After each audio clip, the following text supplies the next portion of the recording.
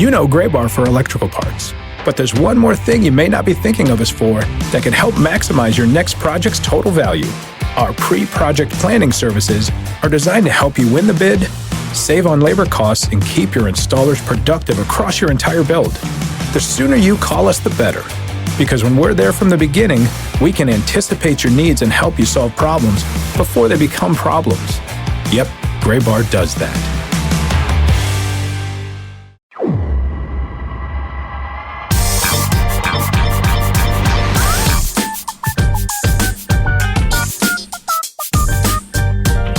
This week's episode of the Show Before the Show podcast, the official podcast of minor league baseball. We're shorthanded this week as it is just myself, Tyler Mon, and Benjamin Hill in New York City. Sam Dykstra has been in the Bahamas for like a year. When did Sam, does he even work anymore? What kind of laziness is this from Sam Dykstra?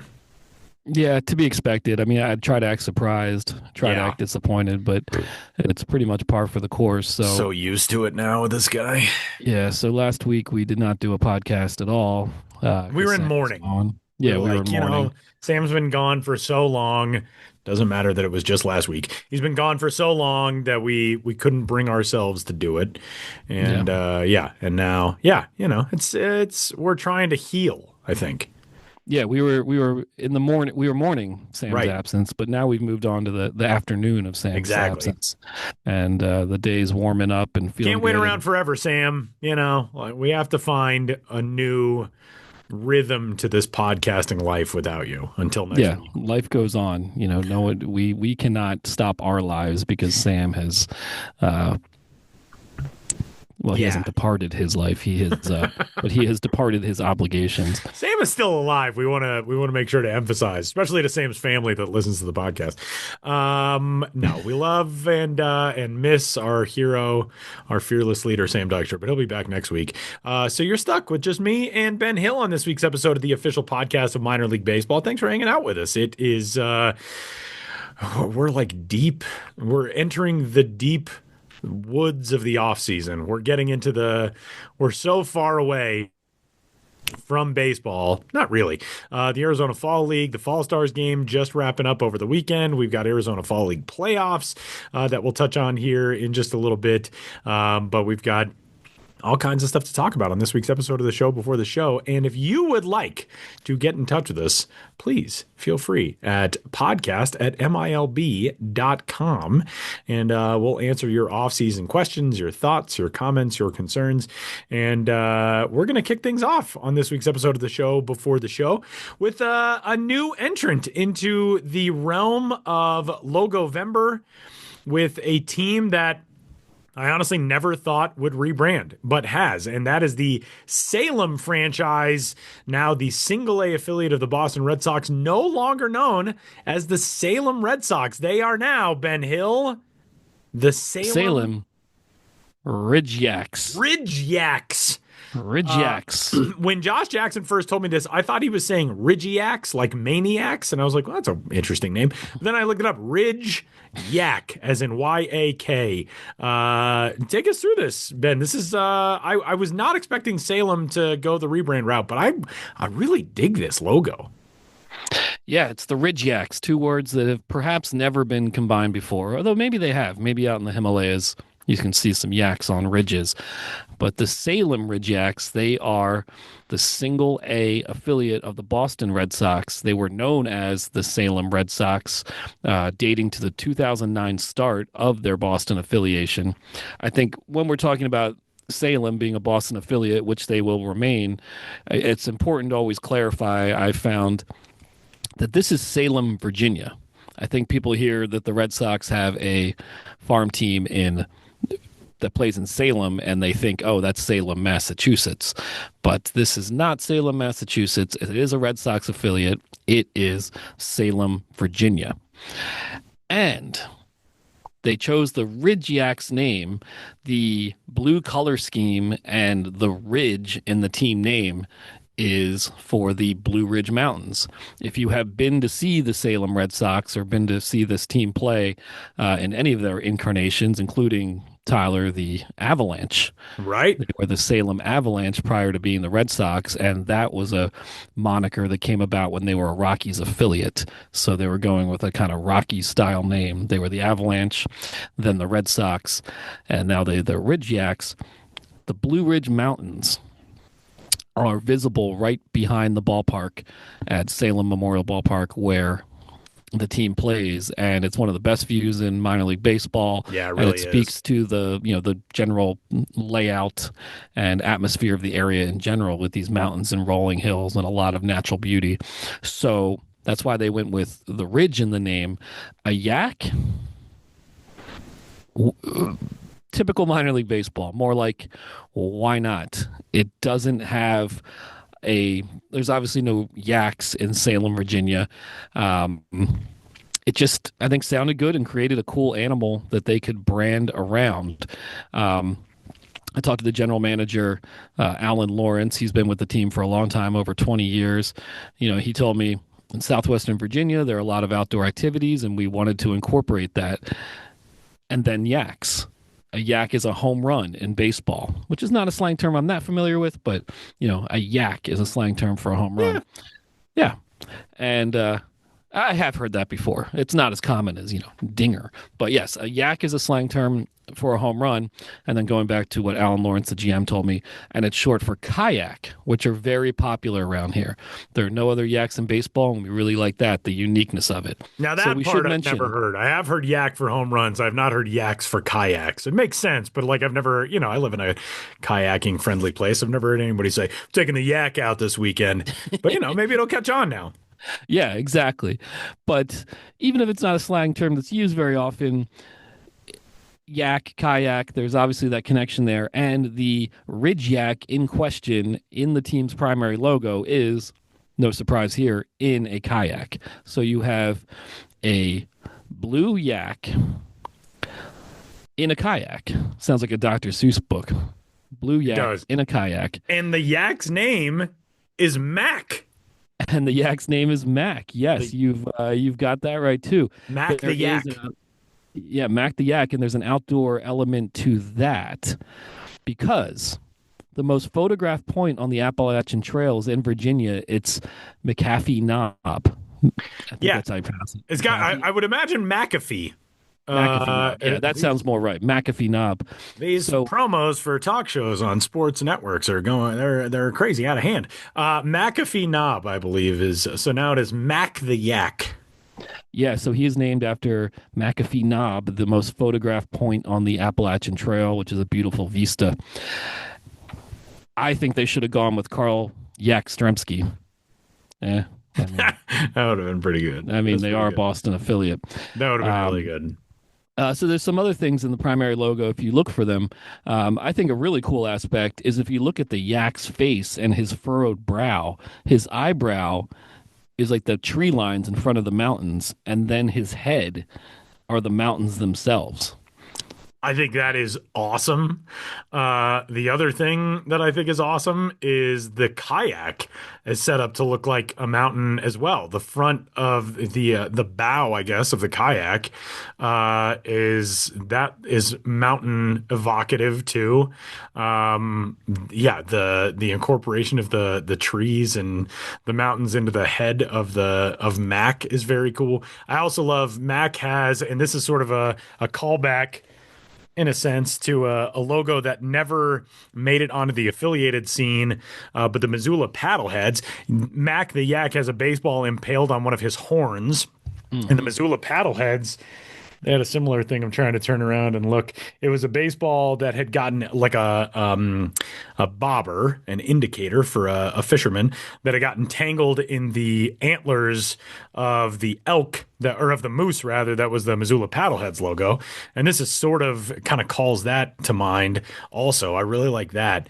I think the coolest thing to me about this RidgeYaks logo, twofold. One, He's wearing a safety vest, very important when you're on a kayak. Very good water safety. But two, I like the facial expression on Mac the Yak because he looks like, so often in sports we get like these angry mascot logo faces.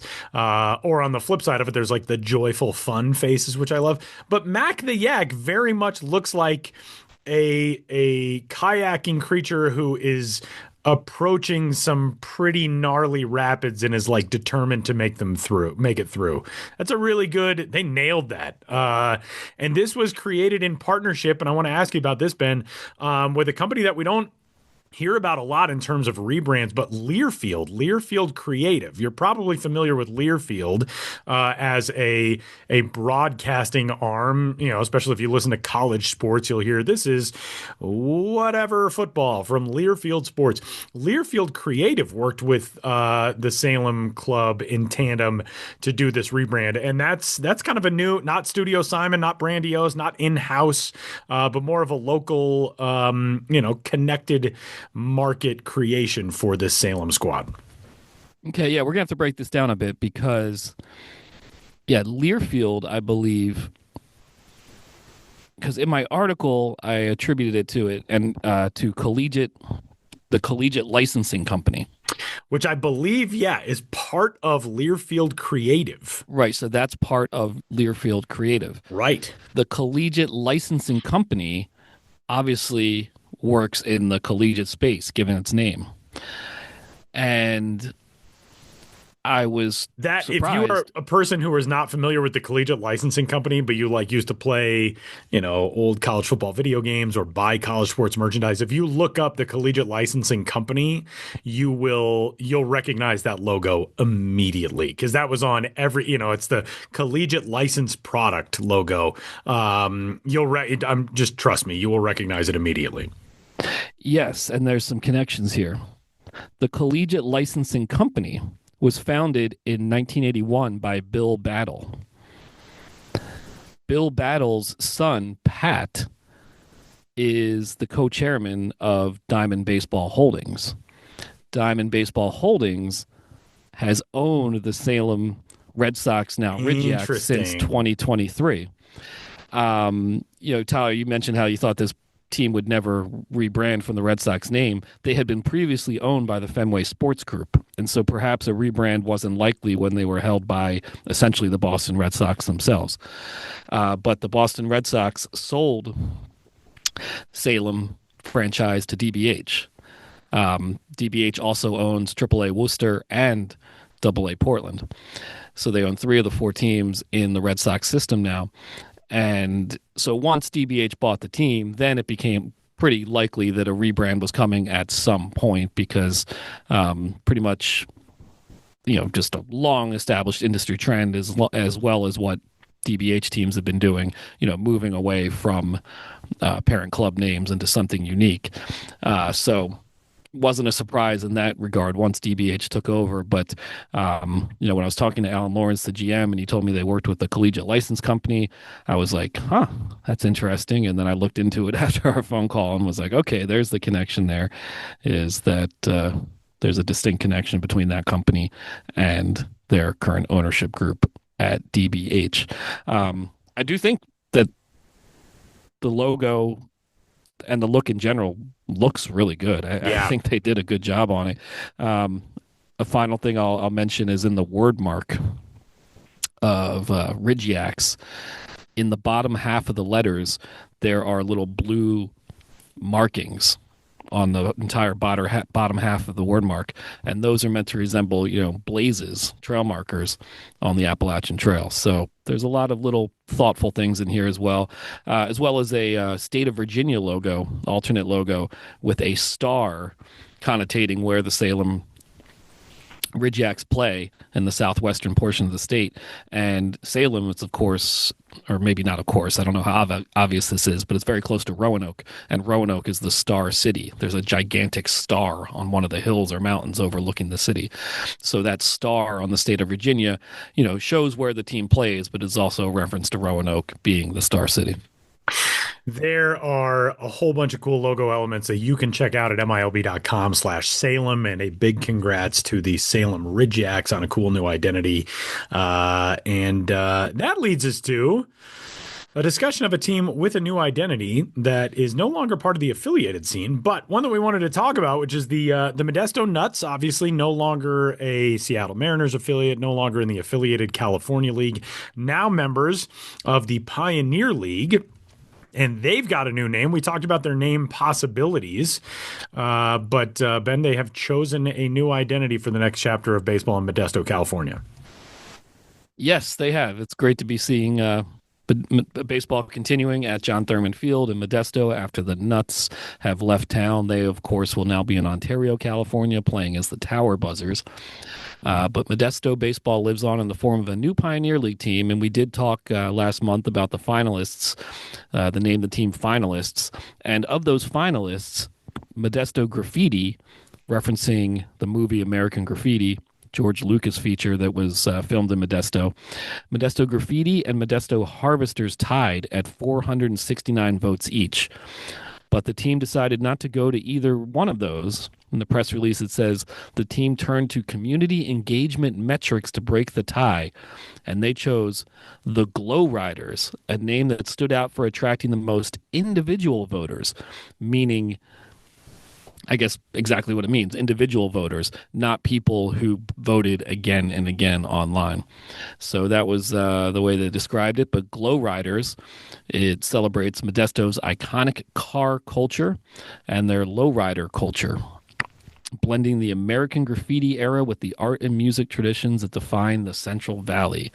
So there you have it. You've got a primary logo of a baseball playing sugar skull in a cool lowrider with flames along the side and a glowing, I don't know if it literally glows, but a glowing light green font. And we'll be seeing the Modesto Glow Riders in the Pioneer League 2026.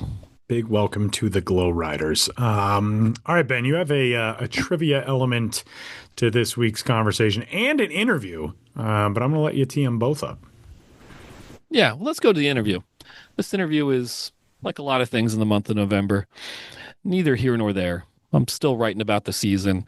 This is something I featured in my newsletter and was a standalone feature story a few weeks ago.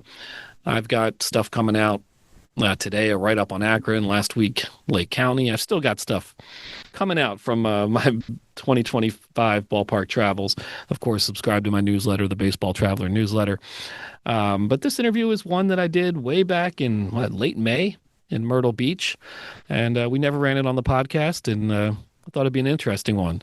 This is pitcher Brayden Spears, who was signed by the Cubs organization just prior to the start of the 2025 season. His path to affiliated ball was a long one. He pitched for 3 different colleges and then pitched 3 seasons in the Pioneer League, the Independent Pioneer League with the Boise Hawks, before finally making his way into affiliated ball. Also, he grew up on a cattle farm, always wanted to be a cowboy, and now owns a share of a bull, a bucking bull. So, yeah, this interview is months old, but it's an interesting baseball story. It's Brayden Spears, who spent the 2025 season playing for the Myrtle Beach Pelicans.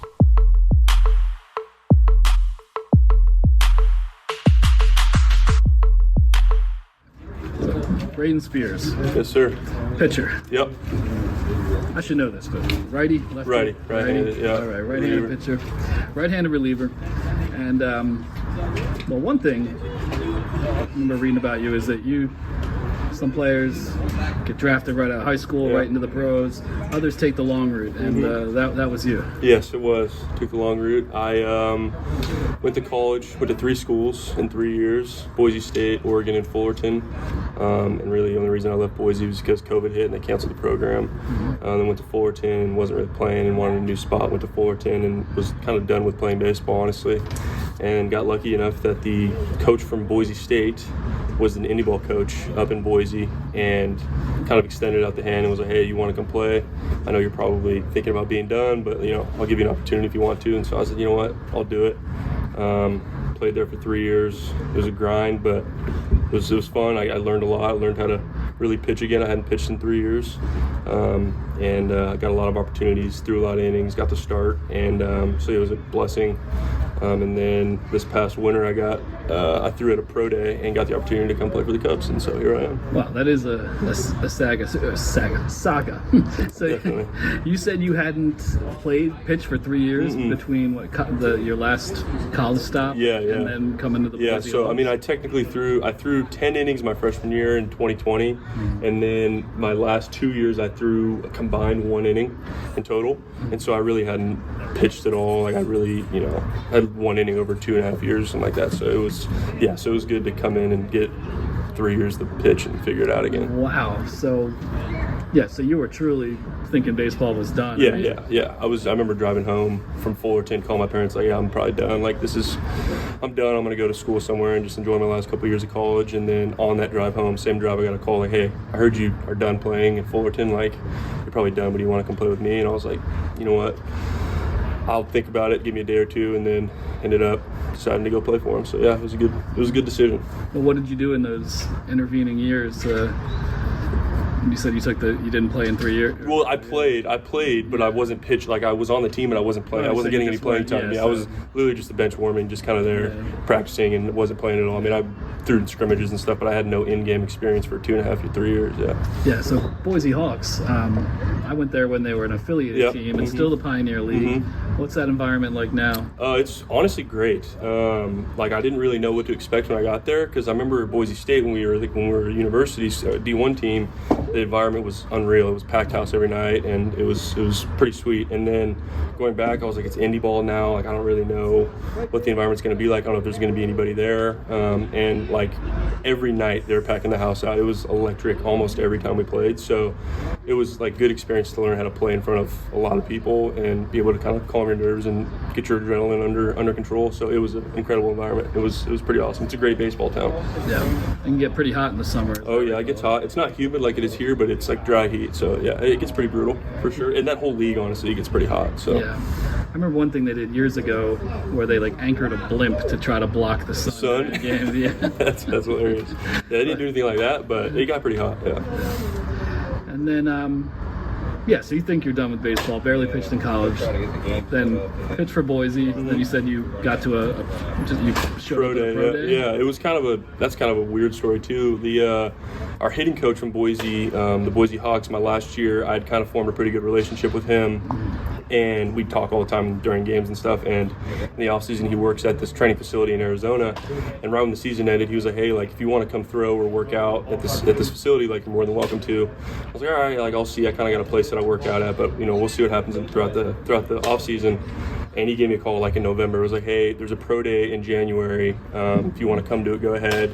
Like you're more than welcome to come." Usually they only let people that like train there work out there, but he was like, "I have the connection. Like you can come throw if you want to throw." And I was like, "All right." So I kind of like that was my day, or it was kind of like my goal the whole offseason, just be ready for this pro day. And I can't remember what day, it was January 25th or something like that. Showed up and was the only guy that didn't work out there, trained there in the off season, and threw. And then the next day I started getting calls. So. And that was this past off season, yeah. This past January. I think I signed with the Cubs February 8th or something like that. Yeah. So it happened really quickly. So that's January. We're talking in May. Has to be a little surreal to you that you're sitting in a minor league dugout in Myrtle Beach. Yeah, it's pretty wild. Like for 3 years, you're just everyone in any ball is like, I just want to get out. I just want to get out. I just want to get signed. I just need an opportunity. And like you think about it all the time, and then when it actually happens, it's like, oh wow, like I'm actually here, like doing what I've been working to do since I was a little kid. But it's like really working at it for the past 3-4 years. So I try to take every day and like really take it, really take it in and be very appreciative, because it's a hard game, and you never know when it's gonna be your last day. And so I try to always kind of act like this might be my last day. I need to enjoy every second of it. So it's definitely given me some good perspective on how to enjoy every day. Nice. And so what has been your brief journey with the Cubs organization? It's different than indie ball. It's a lot more analytical. There's a lot more a lot of different things are talked about every day. You pitch, the next day you go in and you have a meeting about everything you did. And so you can't hide from anything, which is not something that I was used to. In spring training, it was definitely a little overwhelming just because in indie ball, you don't have the technology, you don't have this and that. And so I would, throw in a game in indie ball and I pitch well. And like if the number said I pitch well, then I pitch well. And here it's like, yeah, you pitch well, but you could do this better. So like just adjusting to like looking at the small fine details was definitely a big adjustment for me. But like now that I've been in it for however many months now, since February 20th or whatever, I've kind of gotten used to the routine and how it goes. So it definitely was very overwhelming at first, but it's kind of slowed down now, and I'm kind of like, I'm good. Like I figured it out. I feel good now. So how's competition vary between Myrtle Beach and Boise? It's a lot. I mean, it's kind of comparable. I'd say here the hitters are way more patient and just like all around better complete hitters, and like you have to worry about the whole lineup here.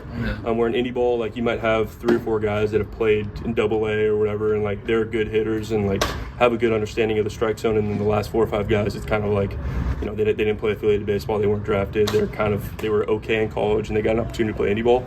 So there's definitely like a little bit of a difference in lineups. Indie ball, the lineup, you can, as a starter, it's a little bit easier to navigate the lineup. But here, like, you got to be locked in every hitter because they will do damage if you make a mistake. So it's comparable to a degree and not at the same time. And moving away from baseball, I wanted to touch on this other thing that I heard about you. Yeah. You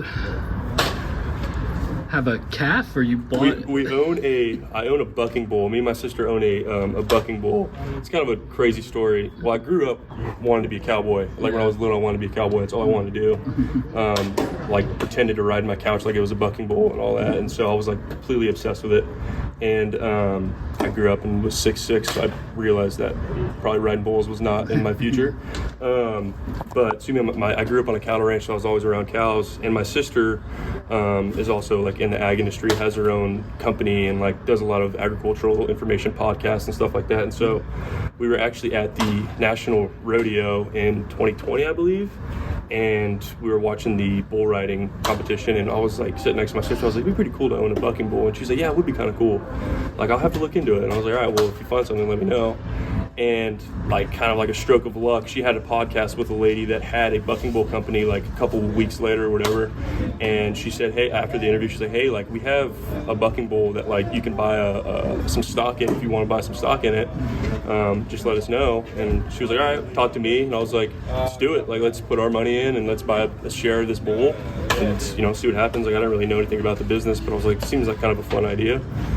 So 2021, we bought into the share of this bull, and I kind of forgot about it, to be honest with you. It really wasn't on the forefront of what I had going on. And I don't know, a couple months ago, the PBR posted a picture of our bull bucking in a competition. My sister sends it to me. She's like, our bull's in the PBR. I was like, holy cow, that's pretty wild. No pun intended, holy cow. I was like, wow, that's wild. And so I posted about it, and then Luke got it, and so we've just been talking about it ever since. But yeah, it was kind of like we talked about it one time at this event, and then 2 months later I owned a bull, and now I have a bull that's in the PBR. So it's pretty cool. Nice. I want to go see it at an event somewhere, but I just don't have the time right now. But eventually I'll go. So you haven't met this bull yet, established a relationship? Have not established any relationship with him, but I own him, so I need to go meet him. So does that work as an investment now, though? Yeah. So like I honestly, my sister's way smarter than me. I let her handle all that, but like the winnings that they get, we get a share of however much they make.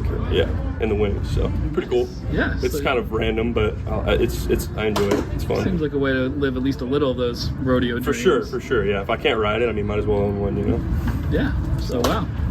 Pitching in Myrtle Beach, owning a share of a bull. Yep, not a bad life. I enjoy it for sure. Cool, man. Well, thanks so much for speaking with me. I appreciate it. Thank you. I appreciate it. It was fun.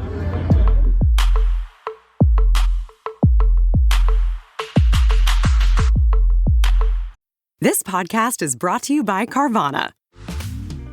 Car shopping shouldn't feel like preparing for a marathon of paperwork. That's why Carvana makes buying and financing your car easy. From start to finish, search thousands of vehicles with great prices. All online, all on your time. And when you're ready, your new car shows up right at your door. It doesn't get better than that. Buy your car the easy way. On Carvana. Delivery fees may apply.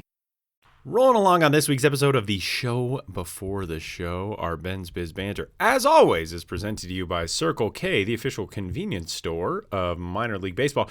Just wanted to roll through a couple of things with, of course, Samuel C. Dykstra out for this week, but we wanted to give you an update on a little bit of what's going on in the Arizona Fall League. We are headed to Championship Day Friday.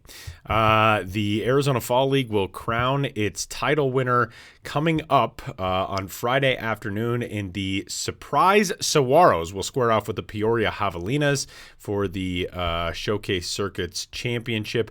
We do have some news, though, elsewhere from the AFL, including the Arizona Fall League's most valuable player, which is the number 2 prospect on MLB Pipeline's top 100 list and the top-ranked prospect in the Detroit Tigers organization, Kevin McGonigal, who in 19 games in the AFL this year put up a slash line of 362, 500, 710. He led the AFL with 12 extra base hits, 49 total bases. He was second in runs scored and home runs with 22 and 5 respectively. He was third in slugging and OPS.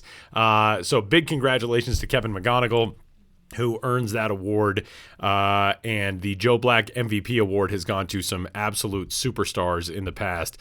And it felt like every other day we would look at a headline from the AFL, and I was like, oh, Kevin McGonigal drove in 5 again today. Kevin McGonigal, a 3-hit day. Kevin McGonigal. So a huge congratulations to a guy who was a complete standout this entire AFL season. And the Tigers' number 1 prospect captures the most valuable player recognition in the AFL. So again, the championship game with impending weather moved up to Friday, and it will feature that matchup between Surprise and Peoria. Last week, though, we got the Arizona Fall League Fall Stars game, which is, of course, one of the most entertaining events on the baseball calendar. Well, I guess for the month of November, it's probably going to take a backseat a little bit to Game 7 of the World Series. But love the Fall Stars game. It was a 3rd straight win for the American League's Fall Stars, who came back for a 5-4 walk-off win over the National League. That was a strange game. It was a game in which the NL was trailing for the majority of that game, came back and tied it in the 9th, and then the American League was able to rally with a run in the bottom half of the 9th inning for a walk-off win. Rowdy Rodriguez, the Angels prospect, was the most valuable player of that game and won the first AFL Fall Stars game MVP for the Angels organization, since it was first created back in 2010. For Rowdy Rodriguez, a 2-hit, 2 RBI showing for him, 22 years old. He laced a run-scoring base hit at 111 miles an hour off the bat in the 2nd inning, scored another runner with a bases-loaded walk in the 5th, and then singled again in the 7th inning, and that one was at 111.7 miles per hour. Not bad. So a big showing for the Angels prospect, and a big congratulations to the AL Fall Stars for their win in the Fall Stars game for the 3rd straight season. So that's what's going on in the AFL. And of course, we'll have coverage for you at MLB Pipeline on the championship game and everything else as the Fall League season wraps up. That is far from the only baseball. Prospects are currently getting started in seasons across the globe, in Mexico and Venezuela and the Dominican Republic. Puerto Rico's league is getting underway. The Cuban National Series will be getting underway before too long. Not obviously a traditional prospect offseason showcase circuit, but the Australian Baseball League is currently in progress. They just passed their first weekend of games. So we have prospects all over the place getting started or getting into their offseason work here for this 2025-26 campaign. So we will, of course, review a whole lot more about the AFL. We'll put a final stamp on this 2025 AFL season when Sam returns next week, but some fun stuff going on from the Phoenix area as always. And for now, we will step aside for a brief timeout and bring it on back. Benjamin Hill will join us for the final segment of this week's episode, and then we will say goodbye as we wrap up episode 528 of the Show Before the Show podcast.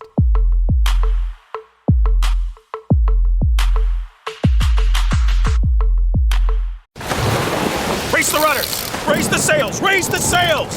Captain, an unidentified ship is approaching. Over. Roger.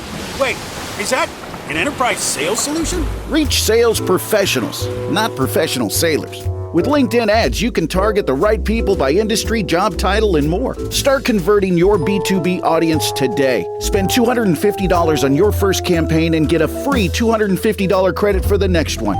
Get started today at linkedin.com/campaign. Terms and conditions apply. Well, wrapping up this week's episode of the Show Before the Show podcast and getting set to say goodbye for the last time, at least for a little while, without Sam Dykstra. We'll have Sam back next week. And before we get out of here, Ben's got some trivia for us. And then we have to remember somebody. I don't know who we're going to remember today, but we're going to remember a dude today. Ben, what do you got? Yeah, this is something that has just come about this season in various contexts when I was writing about different stops related to my ballpark road trips. And so I just looked into it a little bit more. And so I'll start, Tyler, with a trivia question. It's pretty tricky. If you get this, I'll be surprised. Okay. What do the Hickory Crawdads, Pensacola Blue Wahoos, Lake County Captains, and Bowling Green Hot Rods all have in common? 4 current minor league teams: Hickory Crawdads, Pensacola Blue Wahoos, Lake County Captains, and Bowling Green Hot Rods all have in common.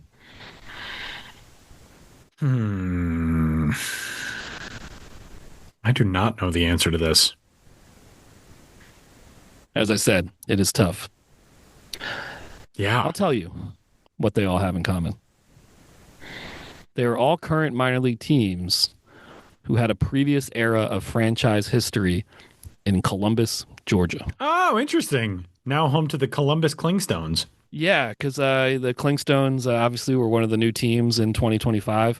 One of the new ballparks / return of one of the oldest ballparks, Golden Park, now called Synovus Field.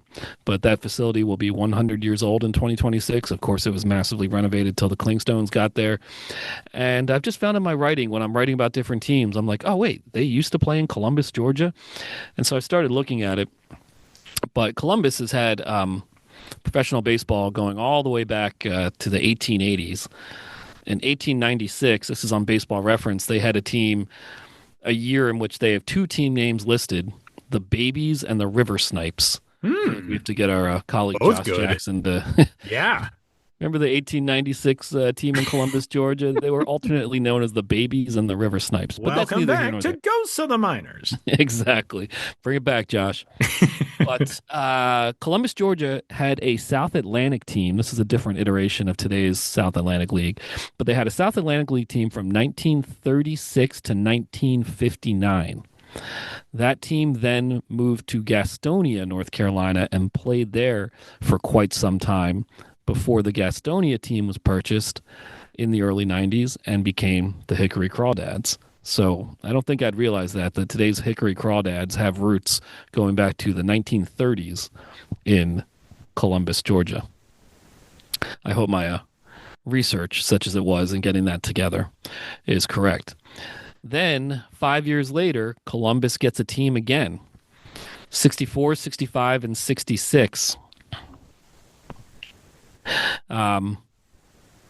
This team was called the Columbus Confederate Yankees. So, obviously a different era. So the Yankees had a farm team playing in Columbus, Georgia, named the Confederate Yankees. Then that team became a White Sox affiliate, and then the Columbus Astros.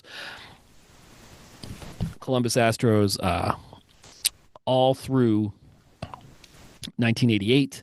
Then they became the Mudcats in 89 and 90, moved to Zebulon, North Carolina in 1991. And the Mudcats, this is where it gets confusing, they played their final season in Zebulon in 2025, but those Mudcats were different Mudcats than the Double-A team that relocated there in the early 90s. That Double-A team then in 2017 moved to Pensacola and was replaced with a high-A franchise in the Carolina League instead. So that Double-A Southern League team that was the Astros for many years ended as the Mudcats. That team is now in Pensacola and plays as the Blue Wahoos. Then, without missing a beat, 1991, a new team in the South Carolina League up through 2002 was mostly called the Red Sticks. In 2000, after that 2002 season, they moved to Lake County in 2003, and that is today's Captains.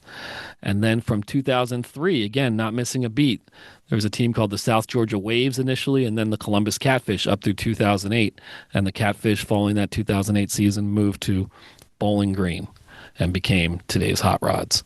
So you have over 90 years of Columbus, Georgia baseball history, a new team that debuted in 2025, as well as the roots of 4 other existing minor league franchises. I try my best to explain that coherently. I don't know how successful I was. What does it have to do with? Not much of anything. But it's it just hit my mid-November mind today, and I said, you know what? I'm going to talk about this on the podcast. I hope other people enjoy my discussion of minor league teams that used to play in Columbus, Georgia. That is really interesting.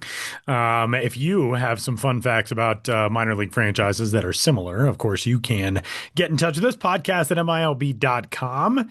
And that is going to just about do it for this week's episode of the Show Before the Show. You got anybody to remember? You got any dudes to throw out there that you remembered thinking about last week and you were like, that's a guy we should talk about? You know, I don't. And you don't have one either? You know, I got one, but it's one of those ones that I feel like maybe we've discussed before on the Show Before the Show podcast, or maybe because there was a similar player on similar teams. I felt like we've discussed him before. But a guy who I wanted to remember, 13 big league seasons, Tony Womack. Did we talk about Tony Womack, or did we talk? I know we talked about Orlando Hudson, both middle infielders, played for the D-backs, all that. But man, Tony Womack he was a fun player. He was an all-star in 97, started his career with the Pirates. Then he went to the D-backs. He won the World Series with the D-backs in 01. Pretty good for that team that year. Played for the D-backs from 99 to 03. Brief stints with the Rockies and Cubs in 03. Then he was with the Cardinals in 04. Was with the Yankees in 05. Then he was back with the Cubs and partially with the Reds in a shortened 2006 season. But Tony Womack was one of those guys who was just like, over a 3-year span, he stole like almost 200 bases. He stole 60 in 97, 58 in 98, 72 in 99. Pretty impressive stuff. Tony Womack was a fun player.